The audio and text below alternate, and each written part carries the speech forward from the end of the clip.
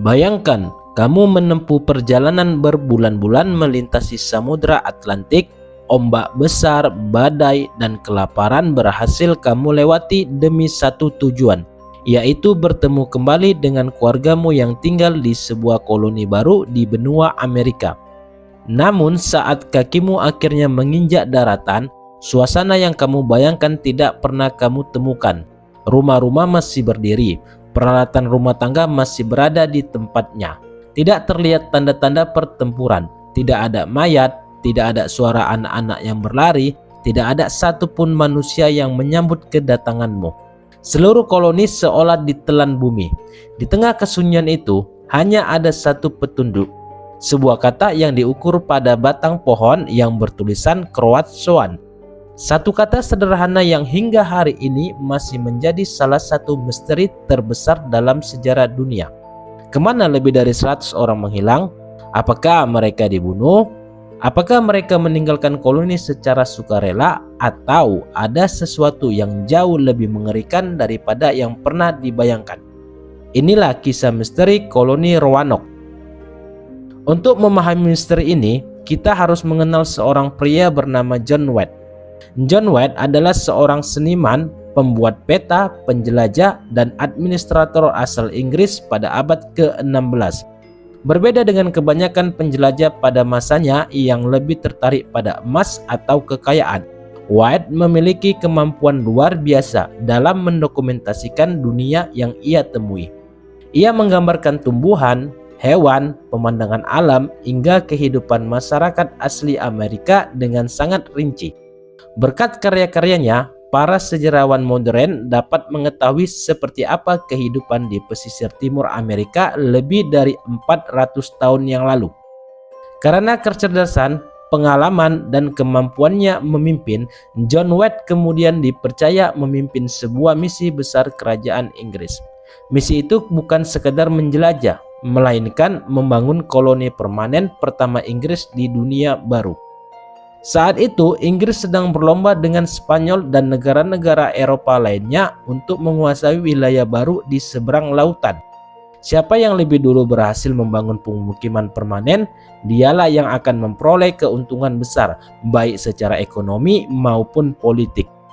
Pada tahun 1587, John White memimpin sekitar 115 orang menuju Pulau Roanoke, yang kini berada di wilayah negara bagian North Carolina, Amerika Serikat. Rombongan tersebut bukan hanya terdiri dari para prajurit, di dalamnya terdapat laki-laki, perempuan, bahkan anak-anak yang membawa harapan untuk memulai kehidupan baru. Mereka membangun rumah-rumah sederhana, membuka lahan, dan berusaha bertahan hidup di lingkungan yang sama sekali asing. Di antara para pendatang itu terdapat putri John White, Eleanor Dare. Tidak lama setelah tiba di Roanoke, Eleanor melahirkan seorang bayi perempuan. Bayi itu diberi nama Virginia Dare. Ia kemudian tercatat dalam sejarah sebagai bayi pertama keturunan Inggris yang lahir di benua Amerika. Peristiwa itu menjadi simbol harapan besar, seolah-olah masa depan koloni tersebut akan berjalan dengan cerah. Namun, harapan itu tidak bertahan lama. Persediaan makanan mulai menipis, hubungan dengan sebagian penduduk asli tidak selalu berjalan baik, peralatan yang dibawa dari Inggris juga semakin berkurang. Para pemukim sadar bahwa mereka membutuhkan bantuan secepat mungkin. Akhirnya, seluruh penghuni koloni meminta John White kembali ke Inggris untuk mengambil persediaan makanan, perlengkapan, dan tambahan orang. Keputusan itu sangat berat. White harus meninggalkan putrinya. Ia juga harus meninggalkan cucunya yang masih bayi. Namun, demi menyelamatkan seluruh koloni, ia tidak memiliki pilihan lain. Sebelum berangkat, mereka membuat sebuah kesepakatan sederhana. Jika suatu hari mereka terpaksa meninggalkan Roanoke, mereka akan meninggalkan petunjuk mengenai tujuan mereka. Dan jika mereka pergi karena ancaman atau serangan, mereka sepakat akan mengukir lambang salib Malta sebagai tanda bahwa mereka dipaksa meninggalkan tempat itu. Dengan keyakinan bahwa dia akan segera kembali, John White pun berlayar menuju Inggris. Ia sama sekali tidak menyadari bahwa perpisahan hari itu akan menjadi pertemuan terakhirnya dengan keluarga dan para penghuni koloni Roanoke. John White berangkat meninggalkan Roanoke dengan keyakinan bahwa ia hanya akan pergi selama beberapa bulan. Ia percaya sebelum persediaan makanan benar-benar habis, ia sudah kembali membawa bantuan. Namun, kenyataan berkata lain. Sesampainya di Inggris, White mendapati negaranya berada dalam situasi yang genting. Hubungan antara Inggris dan Spanyol semakin memanas, kedua negara adidaya itu berada di ambang perang besar. Seluruh kapal yang layak berlayar diprioritaskan untuk menghadapi ancaman dari armada Spanyol. Akibatnya, permintaan White untuk segera kembali ke Roanoke terus ditunda. Ia berusaha meyakinkan banyak pihak. Ia memohon agar diizinkan berlayar, tetapi semua usahanya selalu berakhir dengan penolakan. Pada tahun 1588, perang besar akhirnya pecah ketika armada Spanyol berusaha menyerbu Inggris. Seluruh perhatian kerajaan tertuju pada perang tersebut. Selama berbulan-bulan, hampir tidak ada kesempatan bagi White untuk kembali ke Amerika. Hari berganti minggu, minggu berubah menjadi bulan, bulan pun berganti tahun. Sementara itu, di sisi lain Samudra Atlantik, lebih dari 100 penghuni koloni Roanoke harus bertahan hidup tanpa bantuan apapun. Setiap hari John White dihantui rasa bersalah. Ia membayangkan putrinya Eleanor Dare. Ia membayangkan cucunya Virginia Dare yang mungkin sedang belajar berjalan tanpa pernah bertemu lagi dengan kakeknya.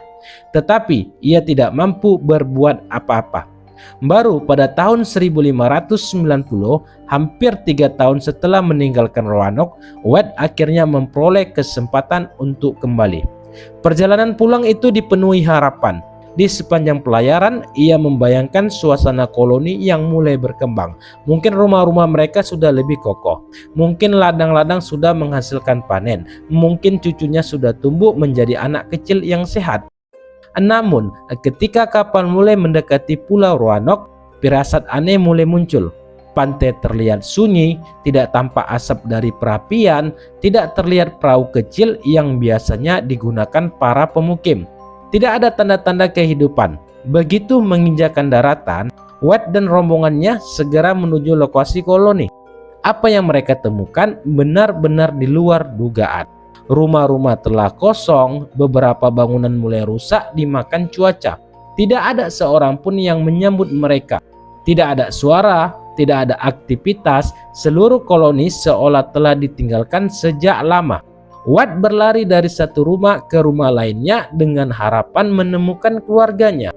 Namun hasilnya tetap sama. Ia memanggil nama putrinya, memanggil nama cucunya, tetapi yang menjawab hanyalah suara angin yang berhembus di antara pepohonan. Saat pencarian hampir berakhir, White melihat sesuatu yang menarik perhatiannya. Di salah satu tiang pagar terukir 4 huruf, CRO. Beberapa saat kemudian, ia menemukan ukiran lain yang lebih lengkap pada batang pohon yang bertulisan Croatoan. White langsung teringat pada kesepakatan yang pernah mereka buat sebelum ia berlayar ke Inggris. Jika para penghuni koloni pindah secara sukarela, mereka harus meninggalkan petunjuk mengenai tujuan mereka. Namun ada satu hal yang membuatnya sedikit lega. Ia tidak menemukan lambang salib Malta, yang artinya berarti setidaknya berdasarkan kesepakatan mereka, para penghuni koloni tampaknya tidak meninggalkan Roanoke karena paksaan atau serangan mendadak. Tetapi jika mereka pergi dengan sukarela, mengapa tidak ada satupun yang kembali? Dan mengapa tidak ada pesan lain yang ditinggalkan? Dan yang paling membingungkan, kemana lebih dari 100 orang itu menghilang? Pertanyaan-pertanyaan itulah yang kemudian melahirkan salah satu misteri terbesar dalam sejarah. Sebuah misteri yang hingga kini masih diperdebatkan oleh para sejarawan, arkeolog, dan peneliti di seluruh dunia. Selama bertahun-tahun, satu kata terus menjadi pusat perhatian para peneliti. Croatoan. Sebenarnya, Croatoan bukanlah kata yang asing bagi John White. Croatoan adalah nama sebuah pulau yang letaknya tidak terlalu jauh dari Roanoke. Pulau itu dihuni oleh suku asli Amerika yang pada saat itu memiliki hubungan cukup baik dengan sebagian pemukim Inggris. Karena itulah banyak sejarawan percaya bahwa ukiran tersebut bukanlah sebuah pesan misterius, melainkan petunjuk yang sengaja ditinggalkan agar John White mengetahui kemana mereka pergi. Sayangnya, White tidak pernah berhasil memastikan dugaan itu. Cuaca buruk, badai besar, dan berbagai kendala membuat ekspedisi pencarian ke Pulau Kroatsawan tidak pernah benar-benar dilakukan. Kesempatan emas untuk menemukan jawaban akhirnya hilang. Seiring berjalannya waktu, berbagai teori pun bermunculan. Teori pertama yang hingga kini dianggap paling masuk akal oleh banyak sejarawan adalah bahwa para pemukim meninggalkan Roanoke secara sukarela dan bergabung dengan suku Kroatsawan demi bertahan hidup. Persediaan makanan yang menipis, kondisi alam yang keras, serta sulitnya mendapatkan bantuan dari Inggris mungkin memaksa mereka mengambil keputusan tersebut. Beberapa penelitian arkeolog juga menemukan benda-benda bergaya Inggris di wilayah yang dahulu dihuni suku-suku asli Amerika. Temuan ini membuat sebagian peneliti menduga bahwa kedua kelompok tersebut pernah hidup berdampingan. Namun, hingga hari ini bukti tersebut belum cukup untuk memastikan bahwa seluruh penghuni Roanoke benar-benar berbaur dengan suku Kroatsawan. Teori kedua menyebutkan bahwa para pemukim mencoba berpindah ke wilayah lain untuk mencari tempat yang lebih aman dan subur. Namun, dalam perjalanan, mereka mungkin menghadapi kelaparan, penyakit, atau konflik dengan kelompok lain hingga akhirnya seluruh rombongan lenyap tanpa meninggalkan catatan. Ada pula teori yang mengatakan bahwa mereka diserang oleh suku-suku yang memusuhi bangsa Inggris. Sebagian catatan sejarah memang menunjukkan bahwa hubungan antara pendatang dan beberapa suku asli tidak selalu berjalan damai. Meski begitu, teori ini memiliki kelemahan. Jika benar terjadi penyerangan besar-besaran, seharusnya ditemukan tanda-tanda pertempuran, mayat, atau bangunan yang dihancurkan. Namun, kenyataannya John White tidak menemukan bukti yang mengarah pada pembantaian besar. Selain teori-teori yang didukung penelitian sejarah, muncul pula berbagai kisah yang lebih misterius. Ada yang percaya para penghuni Roanoke menjadi korban kutukan, ada yang menghubungkannya dengan kekuatan gaib, bahkan tidak sedikit yang mengkaitkannya hilangnya koloni ini dengan makhluk luar angkasa. Teori-teori tersebut memang menarik untuk dibahas, namun hingga saat ini tidak ada bukti ilmiah yang mendukung klaim tersebut. Lebih dari 4 abad telah berlalu, ribuan dokumen telah dipelajari, berbagai ekspedisi arkeolog telah dilakukan, namun tidak satu pun berhasil memberikan jawaban yang benar-benar pasti. Apakah para penghuni Roanoke berhasil memulai kehidupan baru bersama suku Kroatsawan? Apakah mereka tewas dalam perjalanan mencari tempat yang lebih aman, atau masih ada bagian dari kisah ini yang belum pernah ditemukan?